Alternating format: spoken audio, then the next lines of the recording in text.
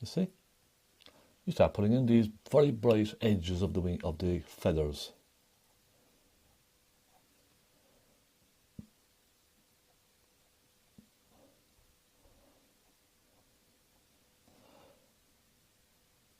And this is all you have to do. Just keep going like this. Put these little marks in. When you go into a black or something like that, clean your brush again. Just keep your brush nice and clean. Again, a bright whitey yellow for down here.